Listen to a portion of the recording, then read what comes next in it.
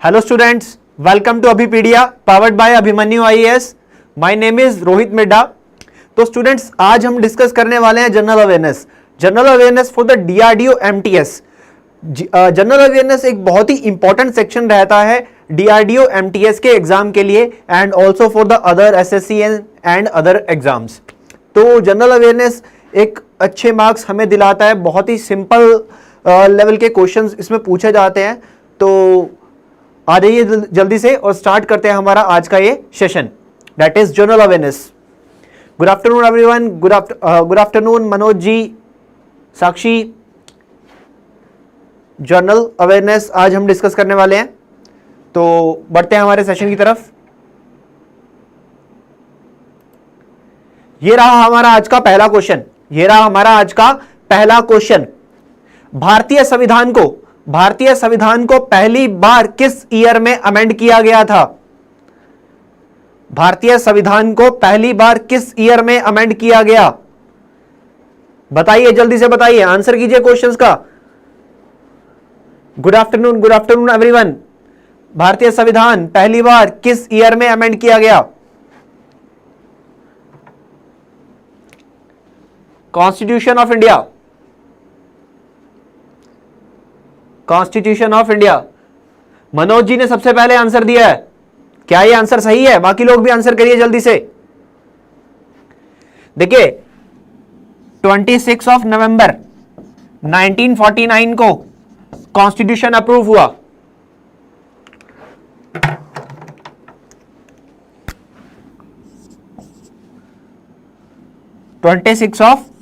नवंबर 1949 को क्या हुआ? कॉन्स्टिट्यूशन अप्रूव हुआ। और 26 जनवरी 1950 को कॉन्स्टिट्यूशन इंप्लीमेंटेशन में आया, जिसे हम रिपब्लिक डे भी बनाते हैं, रिपब्लिक डे। उसके बाद जब संविधान बन गया तो उसमें पहली बार अमेंडमेंट किस ईयर में की गई? तो पहली बार अमेंडमेंट हुआ था कब? आप लोगों का आंसर बिल्कुल सही है, 1951 में। 1951 में नेहरू जी ने, 1951 में भारत के पहले प्रधानमंत्री जवाहरलाल नेहरू जी ने कॉन्स्टिट्यूशन के अंदर अमेंडमेंट का मूवमेंट रखा, प्रस्ताव रखा। ठीक है, फ्रीडम ऑफ स्पीच, बेसिकली जमींदारी प्रथा जो थी और राइट टू इक्वलिटी, ऐसे कुछ अमेंडमेंट्स को लेकर यहां पर उनको अच्छे वे में दर्शाने के लिए यह अमेंडमेंट किया गया था 1951 में। तो बिल्कुल सही, बहुत अच्छे। जो लोग आंसर कर रहे हैं वो शेयर कर दीजिए सेशन को, ताकि ज्यादा से ज्यादा लोग इसका बेनिफिट ले पाए, क्योंकि बहुत अच्छे लेवल के क्वेश्चंस हैं जो एग्जाम में पूछे जाते हैं। चलिए आगे बढ़ते हैं हमारे दूसरे क्वेश्चन की तरफ। स्वदेशी मूवमेंट किस ईयर स्टार्ट हुई थी? स्वदेशी मूवमेंट किस ईयर में स्टार्ट की गई थी? स्वदेशी मूवमेंट, वेरी इंपॉर्टेंट क्वेश्चन। स्वदेशी मूवमेंट किस ईयर में स्टार्ट की गई थी? देखिए, अभी भी हम स्वदेशी मूवमेंट की बात कर रहे हैं। ठीक है, अभी इंडिया की जो सिचुएशन चल रही है, मोदी जी हमारे प्रधानमंत्री जी क्या बोलते हैं? स्वदेशी अपनाओ, स्वदेशी अपनाओ। तो अभी भी देश को एक स्वदेशी मूवमेंट की ही जरूरत है। बट जो ओरिजिनल स्वदेशी मूवमेंट थी वो कब आई थी? ठीक है, वो कब आई थी स्वदेशी मूवमेंट? स्वदेशी मूवमेंट बेसिकली मैं बता देता हूं, जब ब्रिटिश गवर्नमेंट ने बंगाल का डिवाइडेशन अनाउंस किया कि बंगाल को डिवाइड कर दिया जाएगा, तो इंडियंस ने क्या किया? इंडियंस ने अंग्रेजों के खिलाफ एक प्रथा चलाई, स्वदेशी मूवमेंट की। जो भी प्रोडक्ट्स, जो भी गुड्स ब्रिटिशर्स की तरफ से आते हैं, ठीक है, उनको छोड़ा जाए, उनका यूज नहीं करना है हमें। तो ऐसी प्रथा, दैट इज स्वदेशी मूवमेंट, कि जो देश में वस्तुएं बन रही है, जो इंडियन पीपल्स बना रहे हैं, हम उन्हीं का इस्तेमाल करेंगे। तो ये स्वदेशी मूवमेंट किस ईयर में स्टार्ट हुआ? बताइए, जल्दी से आंसर करिए। स्वदेशी मूवमेंट किस ईयर में स्टार्ट हुआ? स्वदेशी movement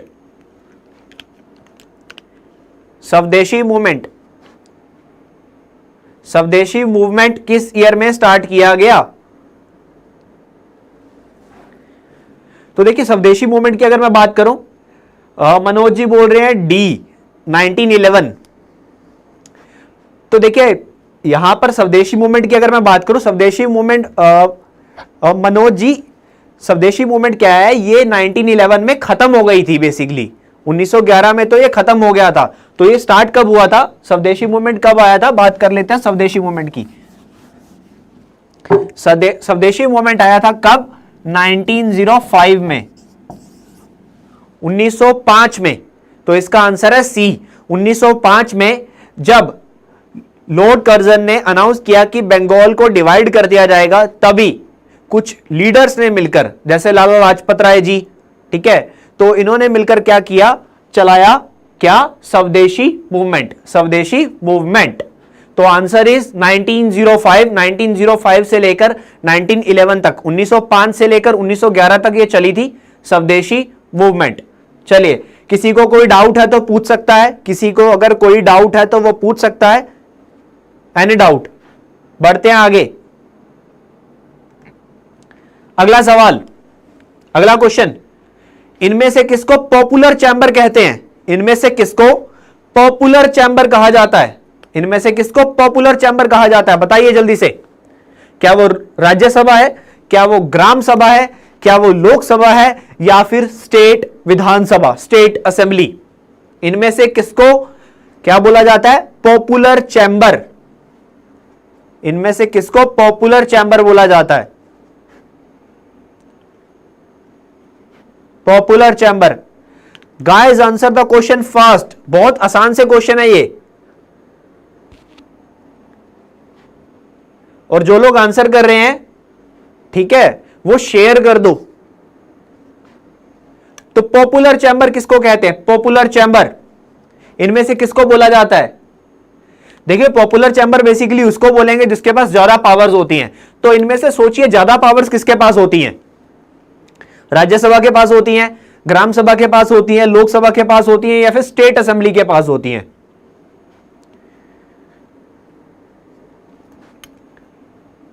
Rajya Sabha, Lok Sabha Indian parliamentary system का हिस्सा है, इंडियन पार्लियामेंट्री सिस्टम का हिस्सा है। तो बताइए, तो आंसर आने शुरू हो गए मेरे पास। प्रार्थना जी कह रही हैं ए राज्यसभा, मनोज जी कह रहे हैं लोकसभा। तो बढ़ते हैं इसके आंसर की तरफ। देखिए, पॉपुलर चैंबर बेसिकली बोला जाता है लोकसभा को, लोकसभा को, क्योंकि लोकसभा जो होती है, लोकसभा के जो मेंबर होते हैं, जो एमपी होते हैं, मेंबर ऑफ पार्लियामेंट, सांसद जो होते हैं, वो डायरेक्टली जनता के द्वारा चुन के आते हैं। वो एक इलेक्शन के द्वारा जनता चुनती है उनको। तो that is more powerful as compare to Rajya Sabha, क्योंकि राज्यसभा के जो एमपी होते हैं उनको तो member of state assemblies represent करते हैं, उनको तो स्टेट असेंबली के जो मेंबर होते हैं वो इलेक्ट करते हैं। तो जनता तो नहीं चुनती है, जनता किनको चुनती है? लोकसभा के मेंबर्स को। तो लोकसभा क्या होती है? वो ज्यादा पॉपुलर होती है। तो लोकसभा को बोला जाता है क्या? Popular chamber, Lok Sabha. तो हमारा यहां पर आंसर क्या है? लोकसभा। लोकसभा अभी हमारी 17th लोकसभा ऑन गोइंग है। इसके जो स्पीकर हैं उनका नाम है ओम बिरला। ओम बिरला यहां पे स्पीकर हैं, और जो लीडर हैं वो है भारत के प्रधानमंत्री श्री नरेंद्र मोदी। ये लीडर हैं और वो कौन है? स्पीकर। तो लोकसभा यहां पर हमारा सही आंसर था, लोकसभा। चलिए आगे बढ़ते हैं। भारतीय संविधान के अंदर प्रेसिडेंट के इलेक्शन का जो क्राइटेरिया है, ठीक है, जो मेथड है, वो हमने किस कंट्री से अडॉप्ट किया है? वो हमने किस कंट्री से अडॉप्ट किया है? देखिए, जब संविधान बनाया गया, जब संविधान बनाया बी.आर. अंबेडकर साहब, तो संविधान जब बना तो उसमें हमने काफी सारी कंट्री से कुछ कुछ अडॉप्ट किया। किसी कंट्री से क्या अडॉप्ट किया? France, Canada. तो इनमें से हमने इंडिया में जो राष्ट्रपति के चुनाव होते हैं, ठीक है, इंडिया में राष्ट्रपति के चुनाव जो होते हैं, वो आइडिया हमने किस कंट्री से अडॉप्ट किया है? वो आइडिया हमने किस कंट्री से अडॉप्ट किया है? तो सबसे पहले आंसर आया मेरे पास अर्चित राठौर जी का, वो कहते हैं ब्रिटेन, ए। बाकी लोग भी आंसर करिए, तब तक हम बात करते हैं राष्ट्रपति की। देखिए, अभी इंडिया के 14th प्रेसिडेंट काम कर रहे हैं, इनका नाम है रामनाथ कोविंद। इनका नाम है रामनाथ कोविंद। इंडिया में प्रेसिडेंट का टेन्योर होता है 5 साल। इंडिया में कुछ अन्य बातें मैं बता रहा हूं प्रेसिडेंट को लेकर, कुछ एक्स्ट्रा बातें मैं बता रहा हूं प्रेसिडेंट को लेकर, सुनते रहना, इनके ऊपर भी क्वेश्चन आ सकता है, इनके ऊपर भी क्वेश्चन आ सकता है। तो प्रेसिडेंट की अगर मैं बात कर रहा हूं तो प्रेसिडेंट का टेन्योर इंडिया में रहता है कितना? 5 वर्ष, 5 इयर्स। प्रेसिडेंट को इंडिया में चुनता कौन है? इलेक्ट कौन करता है? तो कौन इलेक्ट करता है इंडिया में प्रेसिडेंट को? Members of parliament and member of state legislative assemblies, ये क्या करते हैं, ये इंडिया में प्रेसिडेंट को चुनते हैं, ये इंडिया में प्रेसिडेंट को चुनते हैं। प्रेसिडेंट का टेन्योर होता है 5 साल, उससे पहले चाहे तो राष्ट्रपति अपना इस्तीफा दे सकता है, रेजिग्नेशन दे सकता है। रेजिग्नेशन किसको देता है, वाइस प्रेसिडेंट को देगा। प्रेसिडेंट अपना रेजिग्नेशन किसको देगा, वाइस प्रेसिडेंट को देगा। और प्रेसिडेंट को अगर इंपीच करना है, हमें निकालना है, तो हमारे पास कौन सा वे है, पार्लियामेंट, और कोई रास्ता नहीं है हमारे पास। दूसरा कौन सा रास्ता है, पार्लियामेंट। पार्लियामेंट के चलते हुए अगर पार्लियामेंट अप्रूव करती है तभी हम राष्ट्रपति को उसकी पोजीशन से रिमूव कर सकते हैं, अदरवाइज नहीं कर सकते। प्रेसिडेंट कंट्री का फर्स्ट पर्सन होता है, फर्स्ट पर्सन। तो चलिए अब इसके आंसर की तरफ आते हैं। तो मनोज जी यहां पर बोल रहे हैं 5 का ए। मनोज जी क्वेश्चन ही 4th है, 5वां नहीं है ये। तो आपने बोला ब्रिटेन, तो इसका जो सही आंसर है बच्चों वो है आयरलैंड। ठीक है, प्रियंका जी ने बिल्कुल सही उत्तर दिया था। इसका जो आंसर है वो क्या है, आयरलैंड। आयरलैंड से हमने अडॉप्ट किया है क्या, प्रेसिडेंट के इलेक्शन का मेथड इंडिया के अंदर। चलिए आगे बढ़ते हैं। अगला क्वेश्चन हमारा, वाइस प्रेसिडेंट को कौन नियुक्त करता है, कौन चुनता है, वाइस प्रेसिडेंट को कौन चुनता है, बताइए। क्या लोकसभा के मेंबर, क्या राज्यसभा के मेंबर, या फिर पार्लियामेंट के मेंबर ज्वाइंट सिटिंग में, यानी कि लोकसभा राज्यसभा दोनों, या फिर लेजिस्लेटिव असेंबली यानी कि स्टेट विधानसभा के जो मेंबर होते हैं। वाइस प्रेसिडेंट, अभी हमने प्रेसिडेंट की बात करी थी, अब हम वाइस प्रेसिडेंट की बात कर रहे हैं। तो मनोज जी कोई बात नहीं, अगले क्वेश्चन का आंसर करिए। होता है ऐसा, चलता रहता है। वाइस प्रेसिडेंट को कौन नियुक्त करता है, कौन इलेक्ट करता है, यानी कि वाइस प्रेसिडेंट के जब चुनाव होते हैं तो कौन वोट डालता है। देखिए जनता तो नहीं डालती है, ठीक है। प्रियंका जी ने बोला member of Rajya Sabha, members of Rajya Sabha. तो guys answer the question first, answer करिए जल्दी से। अगर आपको हमारा सेशन अच्छा लग रहा है तो प्लीज शेयर कर दीजिए और डाउट्स पूछिए। अगर आपको कुछ नहीं समझ में आ रहा है तो डाउट्स पूछो, घबराओ मत। बहुत ही अभी एग्जाम में टाइम है और हम अच्छे लेवल पे प्रिपरेशन करेंगे, बिल्कुल क्लियर करेंगे हम एग्जाम। सुभाष जी बोल रहे हैं अभी, मनोज जी ने बोला ए। तो देखिए वाइस प्रेसिडेंट, वाइस प्रेसिडेंट की अगर मैं बात करूं, अभी इंडिया के 13th वाइस प्रेसिडेंट काम कर रहे हैं। इनका नाम है वेंकैया नायडू, मुप्पावरप्पु वेंकैया नायडू, एम वेंकैया नायडू। ठीक है जी। वाइस प्रेसिडेंट का टेन्योर भी इंडिया में 5 साल होता है। इंडिया में वाइस प्रेसिडेंट का टेन्योर भी 5 इयर्स ही होता है। और वाइस प्रेसिडेंट को कौन नियुक्त करता है, member of parliament in a joint sitting. Lok Sabha और राज्यसभा के मेंबर इलेक्ट करते हैं किसको, वाइस प्रेसिडेंट को। तो आंसर था सी, यहां पर आंसर था हमारा सी। ठीक है, वाइस प्रेसिडेंट को कौन नियुक्त करता है, members of parliament in A joint sitting. दोनों हाउसों के, दोनों सदनों के मेंबर मिलकर करते हैं, अकेला लोकसभा या अकेला राज्यसभा नहीं करता है। और वाइस प्रेसिडेंट अभी कौन है हमारे, वेंकैया नायडू 13th है, अभी काम कर रहे हैं। 5 साल ही टेन्योर होता है वाइस प्रेसिडेंट। और वाइस प्रेसिडेंट जो होता है वो राज्यसभा का चेयरमैन भी होता है, अपर हाउस का चेयरमैन भी होता है। वाइस प्रेसिडेंट अपर हाउस का चेयरमैन भी होता है। और उसी के साथ साथ वाइस प्रेसिडेंट को भी अपना रेजिग्नेशन देना, तो वो किसको देगा, वाइस प्रेसिडेंट अपना रेजिग्नेशन देता है राष्ट्रपति को ही। राष्ट्रपति उपराष्ट्रपति को देता है और उपराष्ट्रपति राष्ट्रपति को देता है। उससे पहले बेसिकली अगर हमें रिमूव करवाना हो प्रेसिडेंट और वाइस प्रेसिडेंट को, तो सेम मेथड है पार्लियामेंट। चलिए आगे बढ़ते हैं। किसी को कोई डाउट है तो पूछ सकते हो, किसी को कोई भी डाउट है तो आप पूछ सकते हो। हम आगे बढ़ते हैं अपने अगले क्वेश्चन की तरफ। शारदा एक्ट किससे रिलेटेड है, हमारा अगला क्वेश्चन है शारदा एक्ट। ये एक्ट बेसिकली 1929 में आया था। 1929 में इस एक्ट को लेके आए थे हम। तो बेसिकली ये किससे रिलेटेड है, ये किससे रिलेटेड है शारदा एक्ट, बताइए जल्दी से बताइए। शारदा एक्ट किससे रिलेटेड है,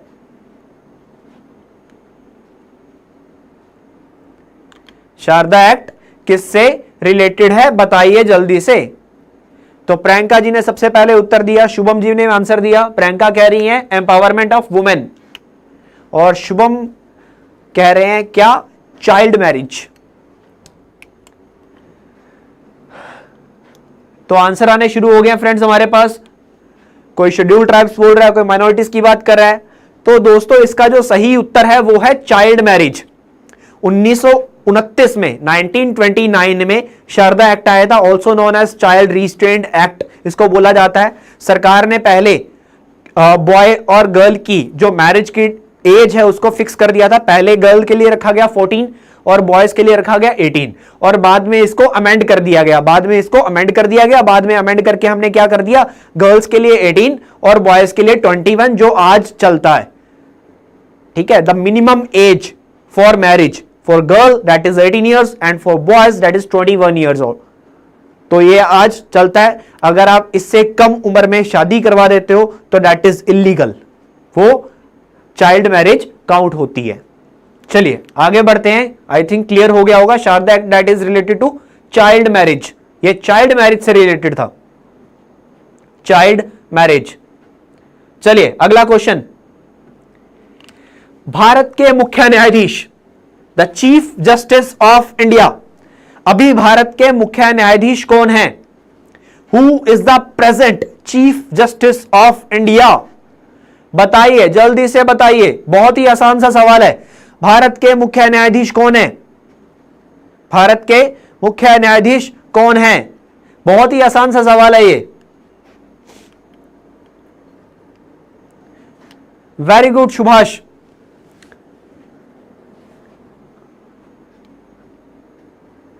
आंसर आने शुरू हो गए हैं। कुछ लोग बोल रहे हैं डी, कुछ लोग बोल रहे हैं बी, तो थोड़ा सा कंफ्यूजन है। आई थिंक यहां पर थोड़ा सा कंफ्यूजन है। तो अभी मैं बता दूं, इंडिया के जो प्रेजेंट चीफ जस्टिस है उनका नाम है S A. Bobde, B option, that is Sharad Arvind Bobde. Sharad Arvind Bobde ये इंडिया के 47th, अभी हमारे 47th चीफ जस्टिस काम कर रहे हैं, शरद अरविंद बोबडे। इनसे पहले 46 थे रंजन गोगोई। तो आई थिंक इसमें इसलिए बच्चों को कंफ्यूजन हो रहा है थोड़ा सा। बेटा रंजन गोगोई रिटायर हो चुके हैं, उनका टेन्योर खत्म हो गया, अभी काम कर रहे हैं क्या, एस.ए. बोबडे। ओके बबलू प्रधान जी। तो अभी कौन है? अभी है शरद अरविंद बोबडे। इनसे पहले 46 थे कौन, रंजन गोगोई। तो अभी चेंज हो गया है, इस चीज को ध्यान में रखिएगा। पुराने वाला नहीं बताना है, नया वाला बताना है। ऑप्शन दोनों मिलेगा एग्जाम के अंदर, तो इस चीज का ध्यान रखना है बेटा। हां, यहां पे एक क्वेश्चन और पूछा जा सकता है एग्जाम के अंदर। जो ऑप्शन सी में एक नाम दिया हुआ है एच.जे. कानिया, एच.जे. कानिया दैट इज हीरालाल कानिया, ये थे भारत के पहले मुख्य न्यायाधीश, ये थे इंडिया के पहले चीफ जस्टिस। तो बेटा इस चीज का भी ध्यान रखना, भारत के पहले मुख्य न्यायाधीश कौन थे? एच.जे. कानिया, हीरालाल कानिया। प्रियंका जी कोई बात नहीं, नाउ यू आर अपडेटेड। तो अभी कौन है? शरद अरविंद बोबडे। इनसे पहले थे रंजन गोगोई और पहले कौन थे? एच.जे. कानिया, हीरालाल कानिया। चलिए आगे बढ़ते हैं। सुप्रीम कोर्ट के अंदर टोटल नंबर ऑफ जजेस कितने हैं? टोटल नंबर ऑफ जजेस मतलब मैक्सिमम जजेस कितने हो सकते हैं चीफ जस्टिस ऑफ इंडिया को मिलाकर? देखिए, the chief justice of India that is Bharat के मुख्य न्यायाधीश, the office of chief justice of India also part of supreme court, वो कुछ अलग नहीं होता है। भारत के जो मुख्य न्यायाधीश होते हैं वो चीफ जस्टिस ऑफ इंडिया जो होते हैं वो सुप्रीम कोर्ट का ही हिस्सा होते हैं, वो कोई अलग ऑफिस नहीं होता उनका चीफ जस्टिस ऑफ इंडिया का। तो चीफ जस्टिस ऑफ इंडिया को मिलाकर अभी प्रेजेंट टोटल नंबर ऑफ जजेस कितना है?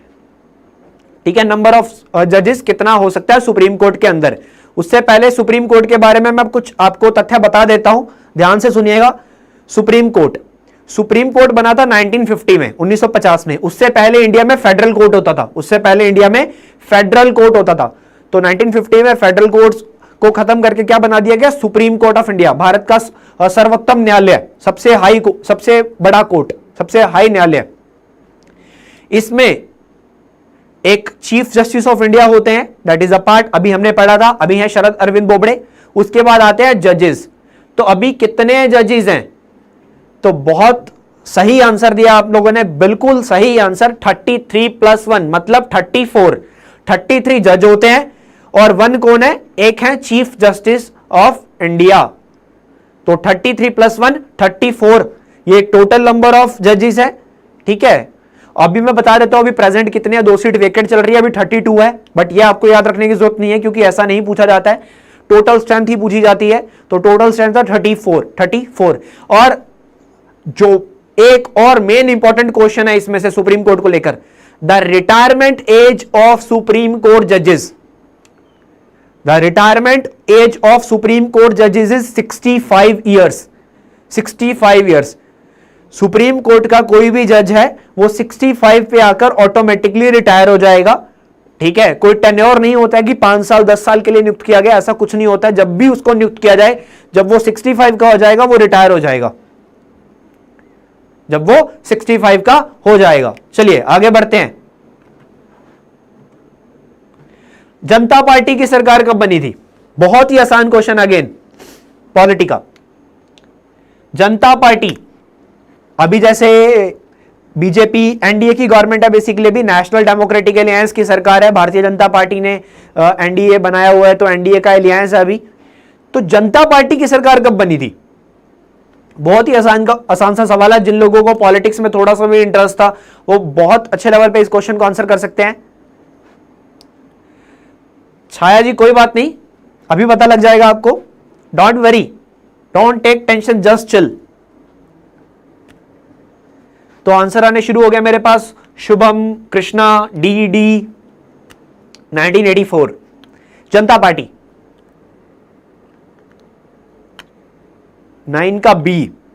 चलिए, जिन लोगों ने डी बोला उनको तो मैं यहां गलत कर देता हूं। क्यों? देखिए, जनता पार्टी पूछा मैंने, 1984 में तो भारत के प्रधानमंत्री बने थे कौन? राजीव गांधी। वो तो कांग्रेस से हैं, इंडियन नेशनल कांग्रेस। तो 1984 वाला तो भैया गलत हो गया, 1984 वाला तो भैया गलत हो गया है। ठीक है बेटा, 1984 वाला गलत है क्योंकि 1984 में तो राजीव गांधी भारत के प्रधानमंत्री बने थे, राजीव गांधी। तो बोल रहे हैं सुभाष प्रधान, सॉरी बबलू प्रधान, तो बबलू जी बोल रहे हैं सी। तो यहां पर बबलू जी का आंसर बिल्कुल सही है, 1977। 1975 में इमरजेंसी आई थी, इंदिरा गांधी की सरकार थी, इमरजेंसी डिक्लेयर हुआ था, उसके बाद पार्टीज को बेनिफिट हुआ, तो जनता पार्टी ने सरकार बनाई 1977 में। देश के प्रधानमंत्री बने थे कौन? मोरारजी देसाई, पहले non Congress prime minister Morarji Desai. 1977 जनता पार्टी की सरकार।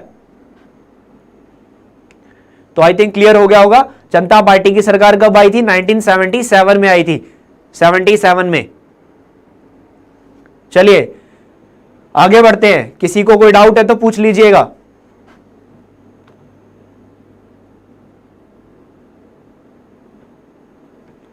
(1998) में बीजेपी फॉर्म हुआ था। सुभाष प्रधान जी, 1998 में बीजेपी फॉर्म नहीं हुआ था, 1998 में एनडीए फॉर्म हुआ था। बीजेपी का फॉर्मेशन 1980 में हुआ था, 1980 में। ठीक है, भारतीय जनता पार्टी का जो गठन था वो 1980 में हो गया था। भारतीय जनसंघ, जनता पार्टी, ठीक है, इन पार्टीज को मिलाकर बनाई गई थी भारतीय जनता पार्टी। लाल कृष्ण आडवाणी और वाजपेयी साहब ने मिलकर बनाई थी।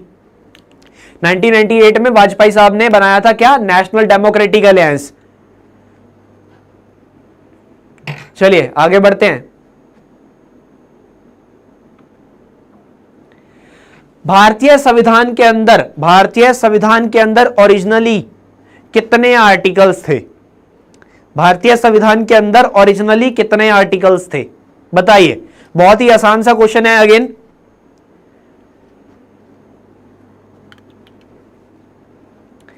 भारतीय संविधान के अंदर ओरिजिनली कितने आर्टिकल्स थे? तो आंसर आने शुरू हुए हैं हमारे पास।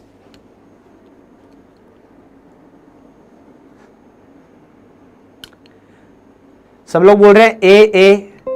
तो ज्यादा वक्त ना लेते हुए मैं बता देता हूं, बिल्कुल सही है आप लोगों का आंसर 395।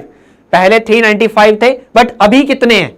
अगेन अ क्वेश्चन, यह भी क्वेश्चन पूछा जा सकता है कि भारतीय संविधान के अंदर प्रेजेंट कितने आर्टिकल हैं? तो 448। अभी कितने हैं? 448। पहले कितने थे? 395 ओरिजिनली। चलिए आगे बढ़ते हैं हमारे अगले क्वेश्चन की तरफ। अभी कितने हैं? 448।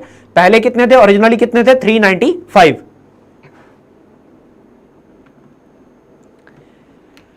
इंडियन नेशनल कांग्रेस की पहली महिला president, first women president of Indian national Congress, बताइए। इंडियन नेशनल कांग्रेस की पहली female president, first female president. Answers coming, answer आने शुरू हो गए हैं। तो देखिए, फर्स्ट फीमेल प्रेसिडेंट की बात हुई है इंडियन नेशनल कांग्रेस की। अभी इंडियन नेशनल कांग्रेस की जो प्रेसिडेंट है वो भी फीमेल है, that is Sonia Gandhi. But अगर मैं फर्स्ट फीमेल प्रेसिडेंट की बात करूं तो फर्स्ट फीमेल प्रेसिडेंट जो यहां पर हमारे पास थी इंडियन नेशनल कांग्रेस की, वो थी एने बेसेंट। 1917 में इनको नियुक्त किया गया था। इंडियन नेशनल कांग्रेस की ये पहली महिला प्रेसिडेंट थी, एने बेसेंट। तो द आंसर इज बी। जिन्होंने बी बताया था उनका आंसर बिल्कुल सही है। किसी को कोई डाउट है तो पूछिए। हम बढ़ते हैं अपने अगले क्वेश्चन की तरफ।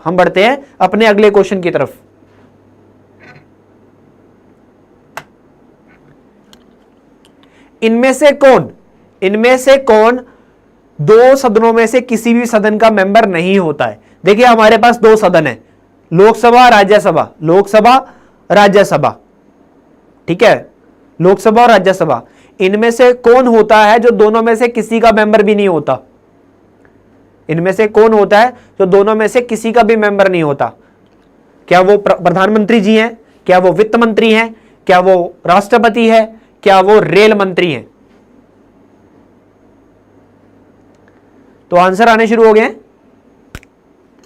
तो देखिए, अब देखिए, जो सरकार होती है, जो करंट गवर्नमेंट ऑनगोइंग होती है, उसमें जो यूनियन मिनिस्टर्स होते हैं, तो यूनियन मिनिस्टर बनने के लिए तो एक कंडीशन होती है, क्या? You have to be a member of either of the house. आपको दोनों में से किसी एक सदन का मेंबर होना पड़ेगा। आप तभी यूनियन मिनिस्टर, कैबिनेट मिनिस्टर बन सकते हो अगर आप दोनों में से किसी एक सदन के मेंबर हो, लोकसभा या राज्यसभा के। तो रेलवे मिनिस्टर, फाइनेंस मिनिस्टर तो रिजेक्ट हो गया। अब प्रधानमंत्री की अगर मैं बात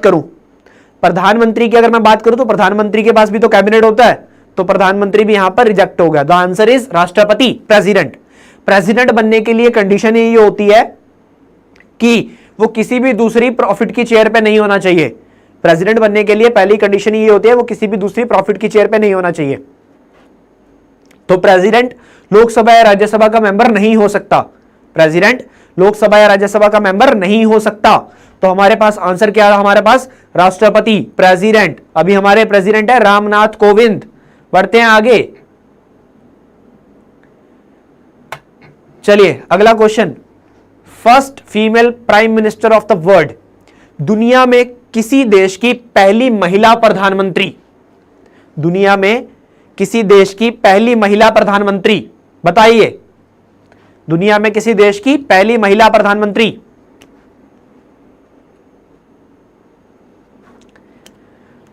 आंसर आने शुरू हुए अगेन, पहली महिला प्रधानमंत्री। चलिए आपको एक हिंट दे रहा हूं, ये जो पहली महिला प्रधानमंत्री है श्रीलंका की बनी थी। श्रीलंका देश की में नियुक्त हुई थी दुनिया की पहली फीमेल प्राइम मिनिस्टर। तो बिल्कुल सही आंसर क्या है हमारा पास? श्रीमावो बंदारानाइके। तो option B that is the right answer. Sri Lanka की प्राइम मिनिस्टर थी ये। 1960 में इनको नियुक्त किया गया था। 1960 में ये प्रधानमंत्री के पद पर नियुक्त हुई थी पहली बार। उसके बाद 1970 में, 1994 में फिर से चुनी गई। टोटल 3 बार प्रधानमंत्री ये बनी। तो अभी कौन है श्रीलंका के प्रधानमंत्री? Who is the present prime minister of Sri Lanka? That is Mahinda Rajapaksa. यह है श्रीलंका के प्रेजेंट प्राइम मिनिस्टर। कौन? महिंदा राजापक्षा। तो एडेड आउट। चलिए बढ़ते हैं आगे। Who is the present chief election commissioner of India? Bharat के प्रेजेंट चीफ इलेक्शन कमिश्नर कौन है? भारत के प्रेजेंट चीफ इलेक्शन कमिश्नर कौन है? सौरभ सुमन, महिंद्रा। सौरभ जी महिंद्रा नहीं, महिंदा, MAHINDA, महिंदा राजापक्षा, नॉट महिंद्रा। भारत के प्रेजेंट चीफ इलेक्शन कमिश्नर, देखिए चीफ इलेक्शन कमिश्नर की अगर मैं बात करूं, हमारे पास इंडिया में जितने भी चुनाव होते हैं, चाहे प्रधानमंत्री के चुनाव है, चाहे राष्ट्रपति के चुनाव है, चाहे स्टेट के इलेक्शंस है, हर इलेक्शंस को कंडक्ट करवाने के लिए इंडिया में एक बॉडी काम करती है, that is election commission of India. Election commission of India, election commission of India बना था कब? 25 जनवरी 1950 को, 25 जनवरी 1950 को बना था इलेक्शन कमीशन ऑफ इंडिया। नई दिल्ली में मुख्यालय है इसका। इलेक्शन कमीशन ऑफ इंडिया को हेड करते हैं कौन? Chief election commissioner, chief election commissioner. तो इंडिया के प्रेजेंट चीफ इलेक्शन कमिश्नर कौन है? तो इंडिया के प्रेजेंट चीफ इलेक्शन कमिश्नर हैं, बहुत सही आंसर, सुनील अरोड़ा। सुनील अरोड़ा ये इंडिया के प्रेजेंट चीफ इलेक्शन कमिश्नर है, चीफ इलेक्शन कमिश्नर। एक चीफ इलेक्शन कमिश्नर होता है, दो इलेक्शन कमिश्नर भी होते हैं, दो इलेक्शन कमिश्नर भी होते हैं। तो हमारे इलेक्शन कमिश्नर अभी कौन कौन है? एक है अशोक लवासा, एक है अशोक लवासा, दूसरे हैं सुशील चंद्र। एक है अशोक लवासा, दूसरे हैं सुशील चंद्र। जी हां बिल्कुल, 6 साल। चलिए आगे बढ़ते हैं। और भारत के जो पहले जो चीफ इलेक्शन कमिश्नर थे उनका नाम था सुकुमार सेन, उनका नाम था सुकुमार सेन। चलिए, भारतीय संविधान के अंदर रिट्स कितनी है?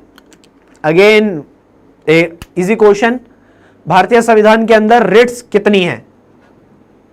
How many types of writs are there in the Indian constitution? कितनी रिट्स हैं भारतीय संविधान के अंदर?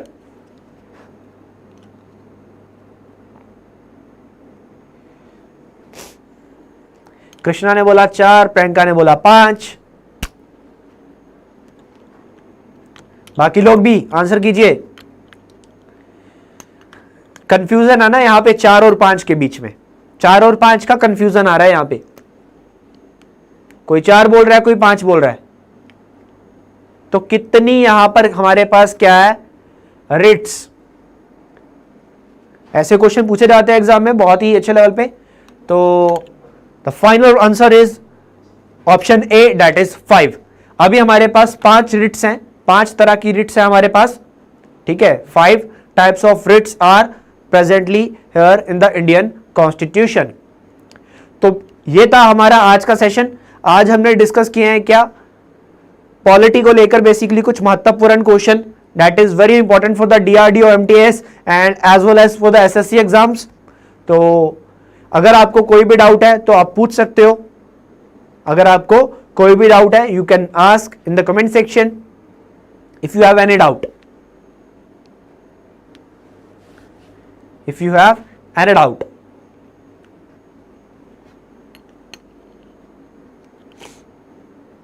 चलिए, आई थिंक कोई डाउट नहीं है, तो इट्स ऑल फॉर टुडे। आज के लिए इतना ही। मिलते हैं नेक्स्ट क्लास में कुछ इंटरेस्टिंग और अच्छे क्वेश्चंस के साथ। Thank you so much, have a nice day.